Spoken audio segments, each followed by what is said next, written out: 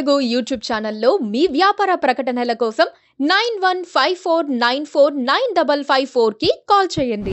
ఎన్నికలంటే డబ్బులేనా? డబ్బులు ఖర్చు పెట్టగలిగిన వారికే టికెట్లా? మొదటి నుంచి పార్టీలో ఉన్నవారైనా అప్పటికప్పుడొచ్చి చేరిన వారైనా డబ్బులు ఖర్చు పెట్టే వారికి మాత్రమే టికెట్లు ఇవ్వాలా? ఇదేనా ఇప్పుడు తెలుగు రాజకీయాల్లో ముఖ్యంగా జనసేనలో జరుగుతున్న తంతు? నెల రోజుల క్రితం పవన్ చెప్పినట్లుగా డబ్బు ఖర్చు పెట్టగలిగిన వారికే టికెట్లు ఇస్తున్నారు. డబ్బులు ఖర్చు పెట్టాల్సిందే, ఓట్లు కొనాలా లేదా అన్నది నేను చెప్పను, మీరు నిర్ణయాలు తీసుకోవాలి, డబ్బులు మటుకు ఖర్చు పెట్టాలి అని దాదాపు నెల రోజుల క్రితం జనసేన మీటింగ్లో పవన్ కళ్యాణ్ ప్రకటించారు. దేశమంతా అందమైన అబద్ధంలో బతుకుతున్నామని, డబ్బు లేకుండా రాజకీయం లేదని ఆయన చెప్పేశారు. 100 కోట్ల రూపాయలు ఖర్చు పెట్టి కొందరేమీ తెలియనట్లు మౌనంగా ఉంటున్నారని, వాళ్లను చూసి పైసా ఖర్చు లేకుండా గెలుస్తున్నారనుకుంటే పొరపాటేనని పవన్ విశ్లేషించారు. పవన్ ఆ మాట చెప్పడానికి ముందు ఆ తర్వాత కూడా జనసేన రాజకీయాల్లో డబ్బున్నోళ్లకే ప్రాధాన్యమిస్తారన్న అనుమానాలు కలుగుతున్నాయి. నిజానికి 50 అసెంబ్లీ స్థానాల్లో పోటీ చేసే అవకాశం వస్తుందని జన సైనికులు ఎదురుచూశారు. కనీసం 1/2 డజను ఎంపీ టికెట్లు కేటాయిస్తారని లెక్కలేసుకున్నారు.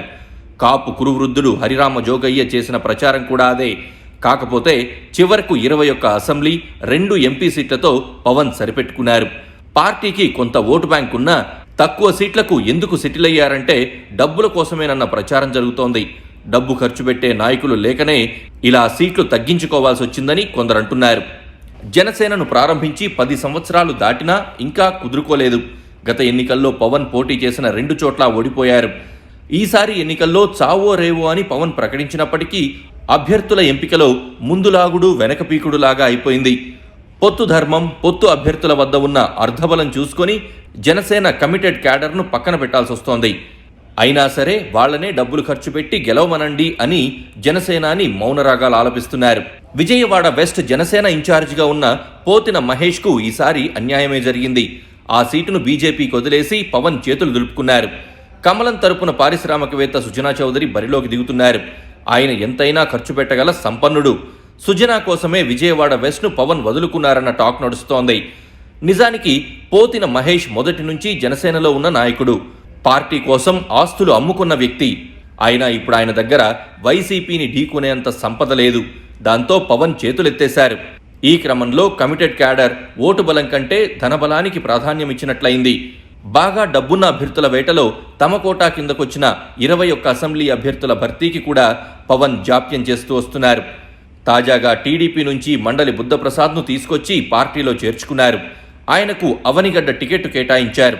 టీడీపీలో టికెట్ ఇవ్వలేని పరిస్థితుల్లో బుద్ధప్రసాద్ను చంద్రబాబు జనసేనలోకి పంపారని, అందుకు పవన్ ఒప్పుకున్నారని ప్రత్యేకంగా చెప్పాల్సిన పనిలేదు. ఇక పాలకొండలో మరో నాయకుడి పరిస్థితి కూడా అదే. పవన్ సమక్షంలో జనసేనలో చేరిన సీనియర్ నాయకుడు నిమ్మక జయకృష్ణ ఇప్పుడు టికెట్ ఆశిస్తున్నారు. బుద్ధప్రసాద్, జయకృష్ణ ఇద్దరూ సామాజిక వర్గం పరంగా బలమైన నాయకులే కాకుండా ఎంత డబ్బైనా ఖర్చు పెట్టగల సమర్థులు.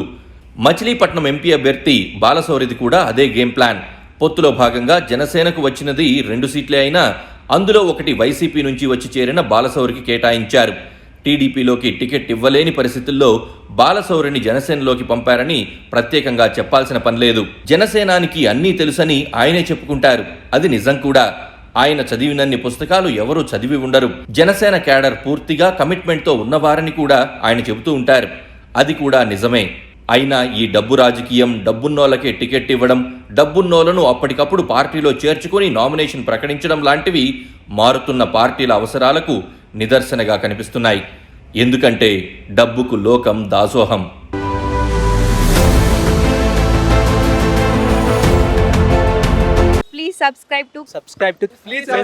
Please subscribe to KTV Telugu. KTV Telugu. KTV Telugu. KTV Telugu. KTV Telugu channel.